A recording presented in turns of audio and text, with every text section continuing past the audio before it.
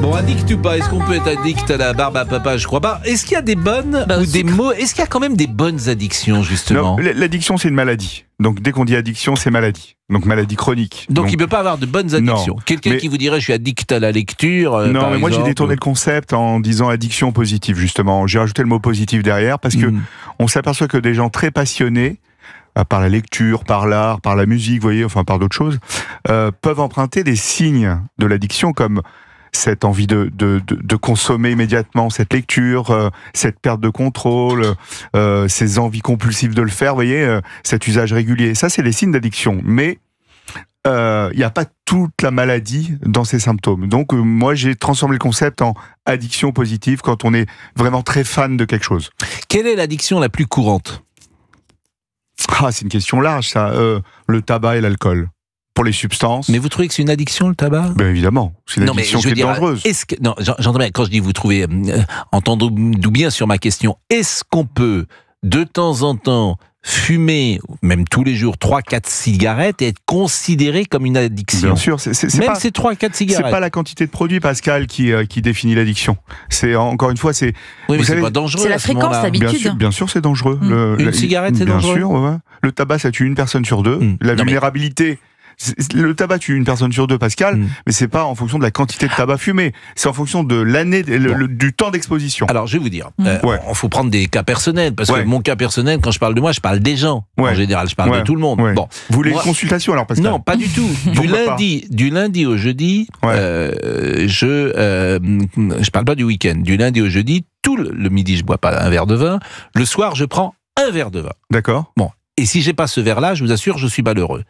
Mais est-ce que j'ai une addiction ? Encore non. Je vous assure, je serais malheureux si j'ai pas mon verre de vin rouge. L'addiction, c'est 5 C, 12 mois. Vous vous rappelez, 5 C, 12 mois. Perte de contrôle, premier C, deuxième C, usage compulsif, on peut pas s'empêcher de le faire. Troisième C, le craving, le mot anglais qui veut dire envie irrésistible de consommer. Le quatrième C, c'est un usage continu, régulier. Et le dernier C, il y a des conséquences sur ma vie.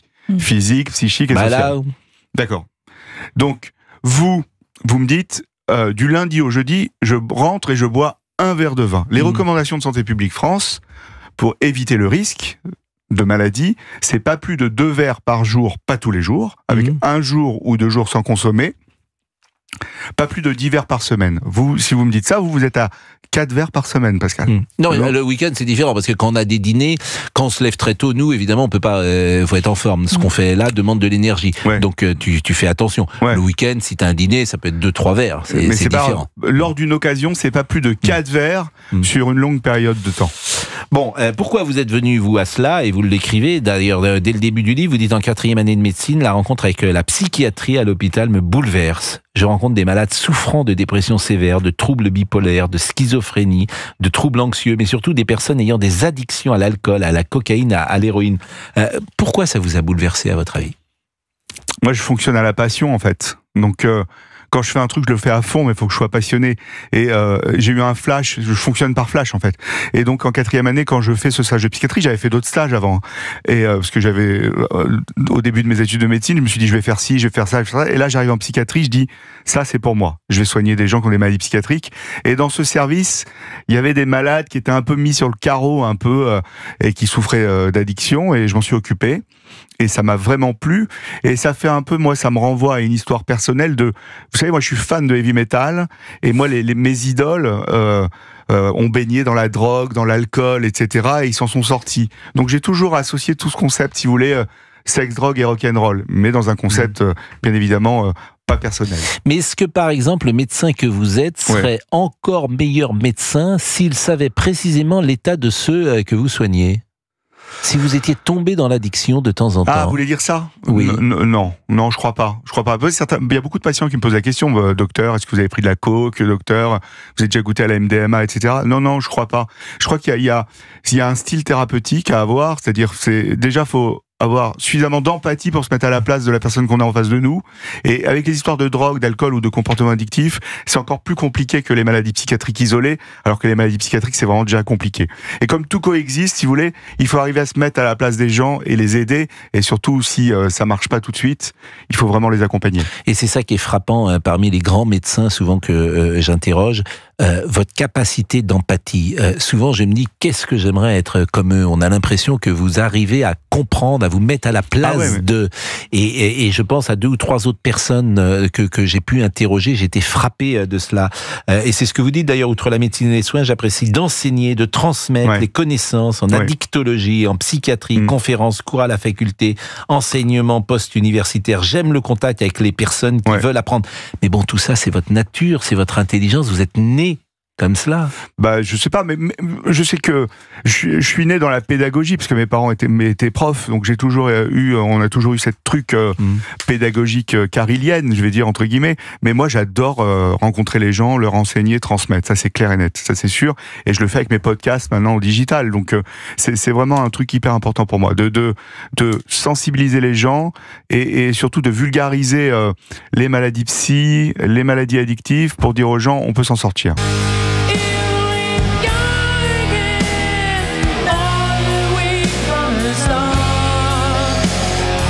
Je crois que c'est la première fois qu'on entend Scorpion. Ah oui, depuis 2 ans que nous faisons l'émission, quasiment. Merci. D'habitude, on est davantage sur la variété française. Merci. Mais bon. Vous parlez évidemment des maladies, la psychiatrie, les bipolaires. Est-ce qu'on peut apprendre, par exemple, à 45 ans, 50 ans, qu'on souffre d'une maladie sans jamais s'en rendre compte? Alors la bipolarité, par exemple, elle a été mise à l'honneur par un de nos confrères qui a dit je suis bipolaire. Et alors, si j'ai bien compris, il est devenu bipolaire. C'est ce qu'il raconte. Alors que moi, j'ai l'impression qu'on était bipolaire depuis toujours.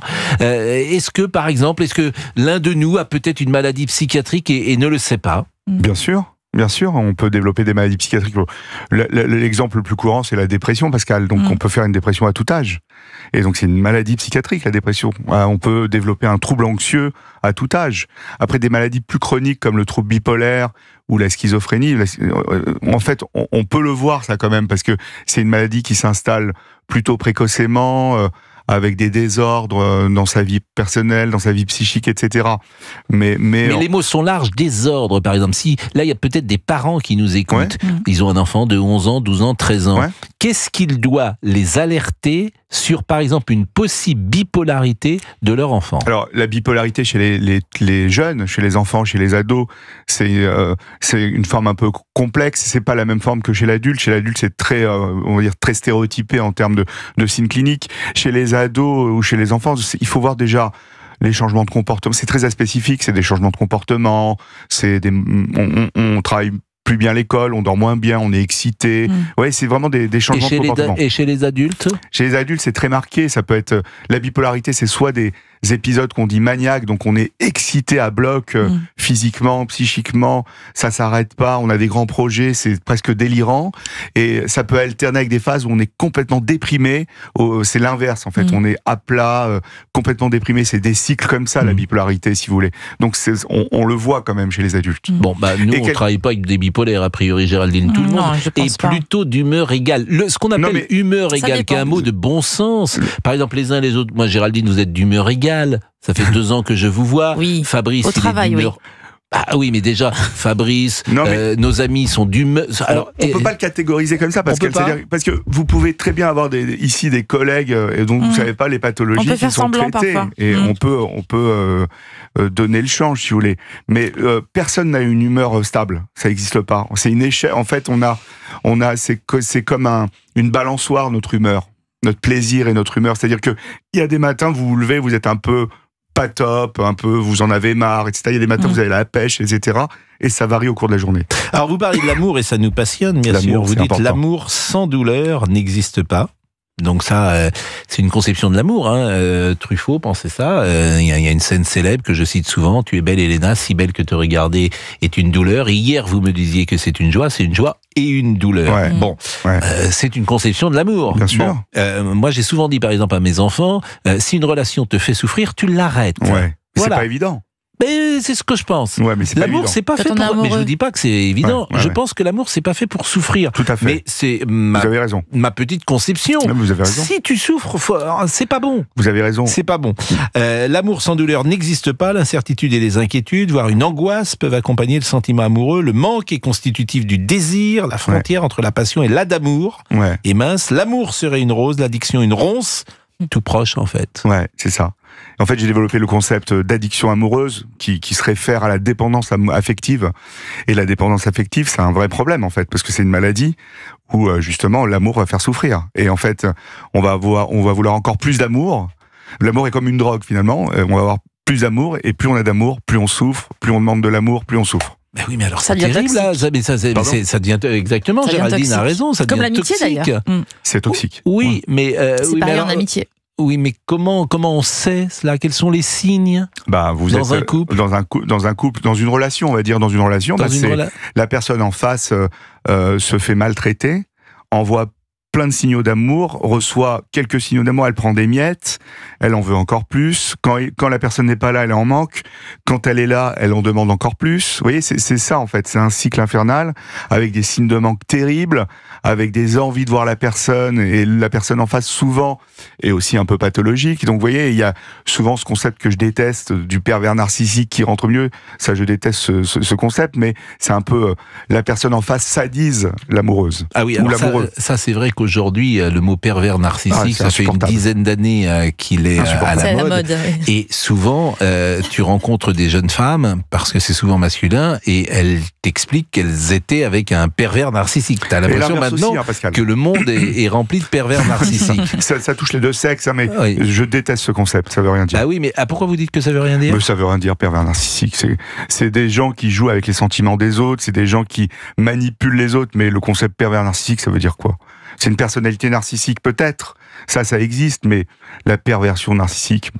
Bon, en tout cas, est-ce que vous pensez que justement, celui qui est amoureux ou amoureuse d'un narcissique, il doit prendre ses jambes à son cou et partir très vite, ou est-ce qu'il y a possibilité d'avoir une relation? Non, faut voir l'état de la relation. Souvent c'est gérable. Après, si ce narcissisme est trop envahissant, il vaut mieux se dire je vais faire autre chose, quoi. Mais comment on sait si on narcissisme? C'est quoi le narcissisme envahissant? C'est une personne qui est centrée sur elle-même, qui parle que d'elle, qui a les personnes qui l'accompagnent, ce sont des accompagnants. Il y a pas de vrai sentiment. Un présentateur de télé, quoi. C'est vous qui le dites, Pascal. Un chanteur de variété, un acteur de cinéma, voilà. un homme politique. Non, il y a des gens normaux. Il y a des gens normaux dans notre procession. Moi, j'aime pas le mot normal, Pascal. Personne n'est normal pour moi. Alors, comment on dit de quelqu'un qui est équilibré? Il n'y a pas de gens équilibrés non plus? Je dirais, c'est très difficile cette notion d'équilibre. Je pense que c'est très instable. Pas entre 11h et 13h, dit Olivier Guénac. Bon, à chaque fois que vous êtes là, on s'arrête trop tôt parce que on devrait faire une émission spéciale. On fait feu de tout bois et on pose plein de questions et je suis sûr que ça passionne évidemment nos auditeurs. Il est 12h49, la pause.